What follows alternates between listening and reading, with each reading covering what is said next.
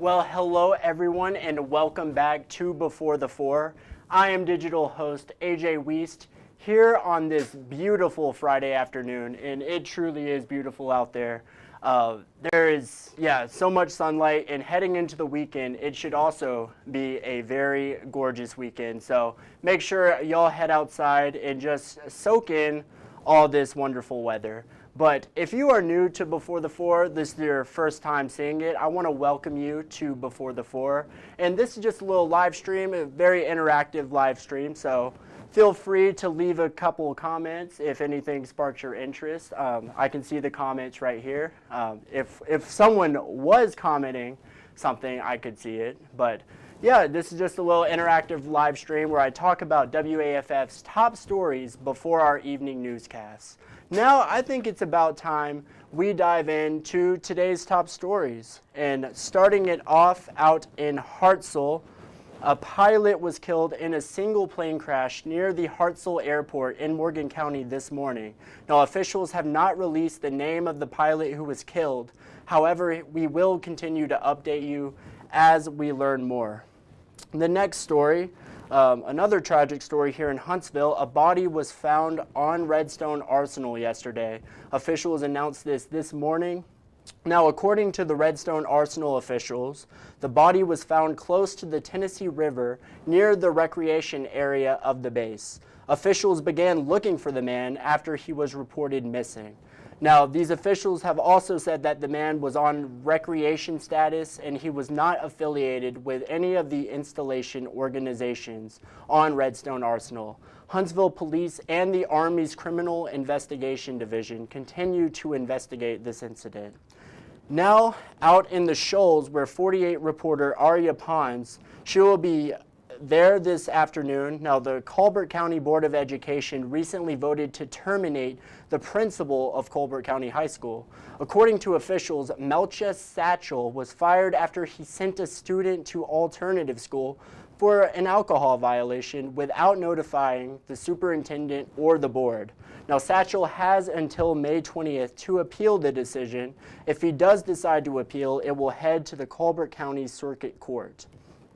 Now, another crazy story, and this is out in DeKalb County.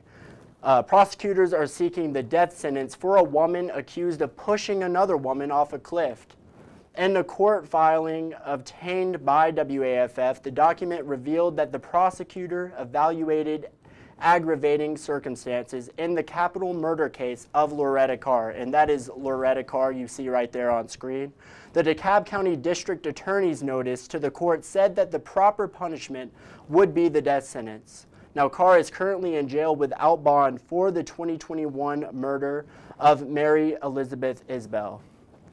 In another big story, this is out in Lauderdale County coming up at 4. A man is accused of threatening calls to the Lauderdale County District's attorney, and he will be facing federal charges. Now, a criminal complaint filed on May 6th revealed that Dennis Nichols made several threatening calls to the DA. Nichols is scheduled to face a federal judge come May 17th. So that is a crazy story out there. And you know, here in the Tennessee Valley, we are all still a little shaken from just 2 nights ago where some intense severe weather swept through the Tennessee Valley. 48 reporter Daquan Lee, he has been working all day to learn more about people's storm survival stories here in North Alabama. And it was a very intense night Wednesday night, and I definitely have to applaud our weather team here at WAFF 48. They were on top of it, but still, we are still very much cleaning up from everything from Wednesday night. Now, stories you don't want to miss. Now, the Huntsville Torch Run for Special Olympics, that happened today. Kitchen Cops, those scores are in, and you might want to check out those scores. And of course, What's Poppin' with Peyton, all coming up tonight. So make sure you stick around for tonight's newscast, because these are just stories you just don't want to miss.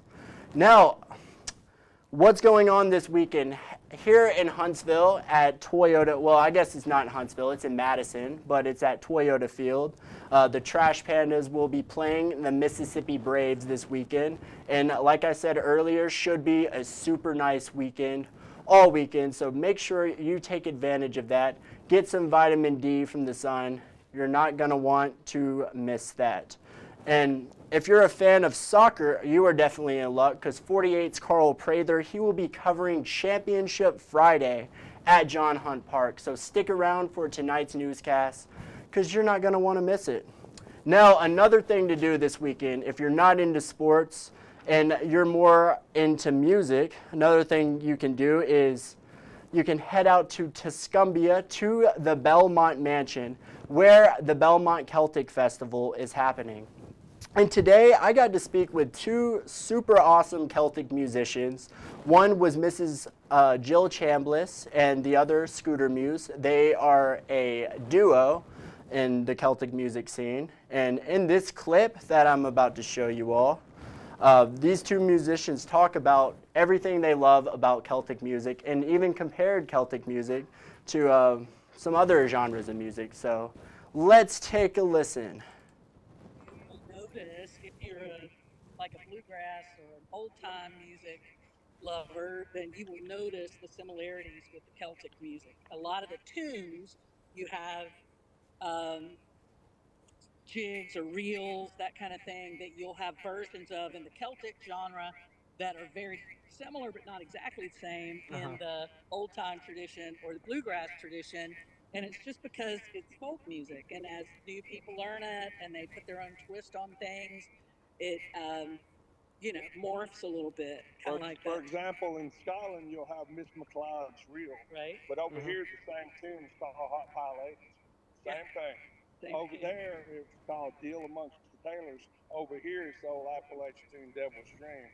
Exactly the same song. Right. It's just how it evolved and the names changed. Yeah. So it's very similar, very familiar. And if you come tomorrow, you can get in free. I might have to take you up on that. Yeah, you heard it here first. They said if I come tomorrow, I get in free. So I just wanted to put that on before the four also. But super awesome music out there, and it's super cool to see how it's all folk music, but Celtic music and bluegrass music, they all took their own little branch. That's super cool to see. And another thing I noticed, I saw a couple of comments on Facebook from Rita Randolph. How are you, Rita?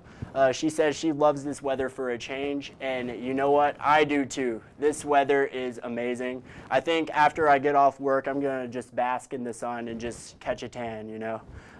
And who knows, White Mike is asking why the power is out in Decatur. I actually do not know the answer to that just yet, but I can work to find out for you why the power is out in Decatur. But yeah, thank you all for commenting.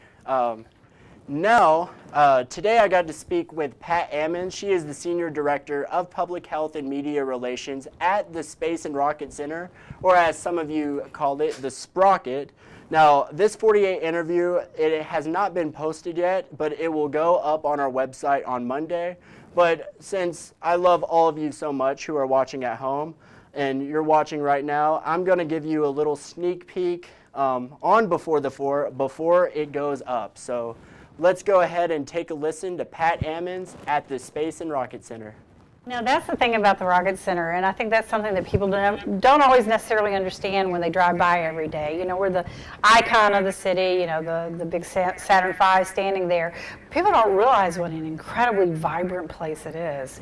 You know, we have people like today, thousands of school kids there enjoying a beautiful day on a spring field trip.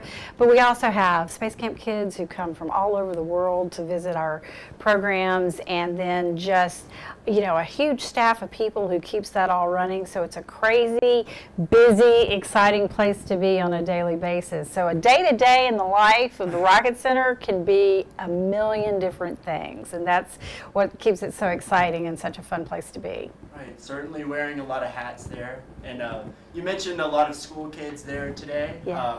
I am actually an alumni of Aviation Challenge. Awesome. What was your call sign?